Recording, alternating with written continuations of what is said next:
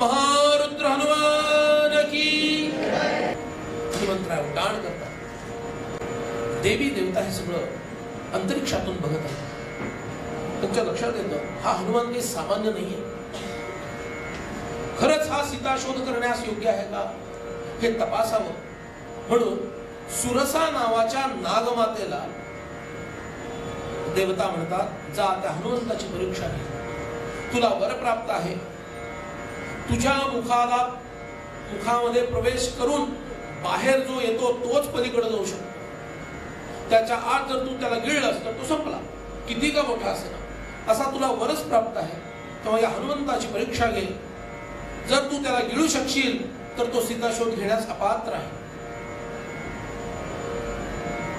ती आज्ञा स्वीकार करते आणि महारुद्रायांची परीक्षा घेण्यासाठी एकदम अचानक त्या दक्षिण समुद्रामध्ये प्रकट होते नागमाता सुरसा.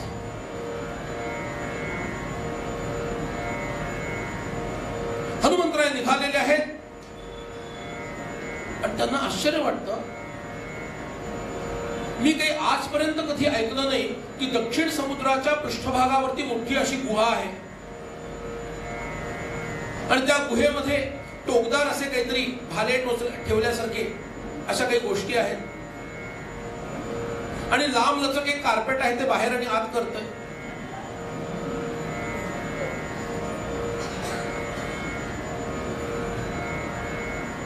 ज्यांच्या चेहऱ्यावर कोणतेच भाव उमटले नाहीत त्यांना पहिल्यांदा वंदन.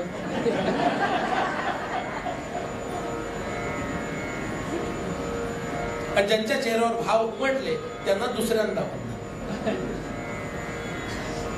विपरीत भाव उमटलेले कोणी दिसले नाही म्हणून त्यांचं काही बोललो नाही. कथा हनुमंतरायांची चालली आहे ना लक्ष सगळ्यांचं.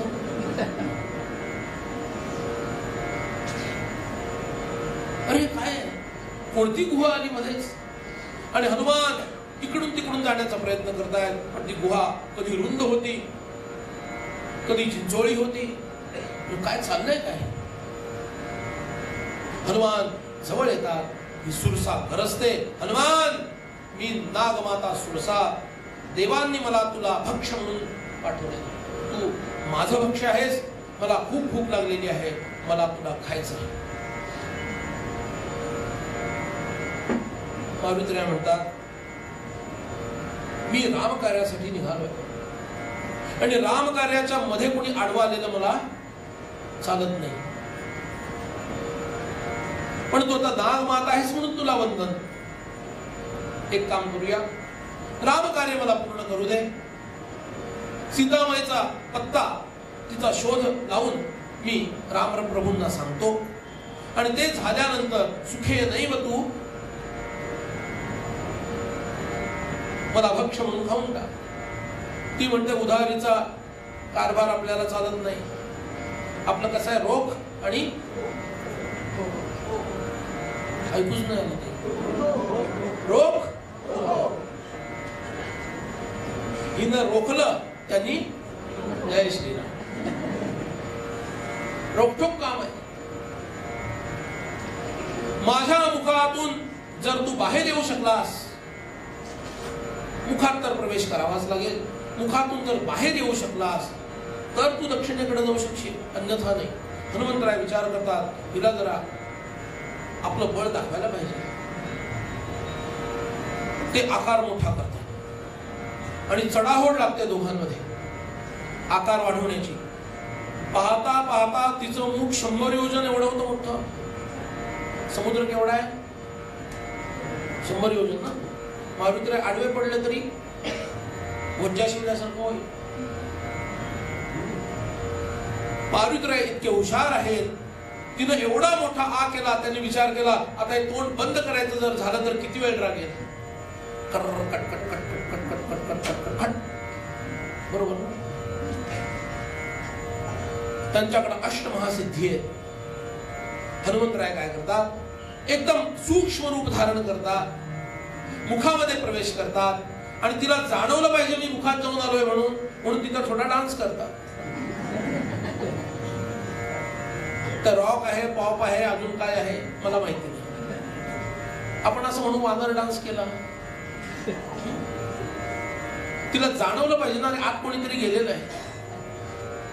तिथं गेले, प्रवेश केला, मुखामध्ये आत गेले आणि आता तोंडाचा जबडा बंद व्हायला लागला हे त्यांच्या लक्षात आलं. लगेच बाहेर आले आणि विचार करा, लवकर बंद कर, मला पुढे जायचंय बाई. किती स्लो काम चालतं हो तुमचं, तुम्हाला म्हटलं नाही ना.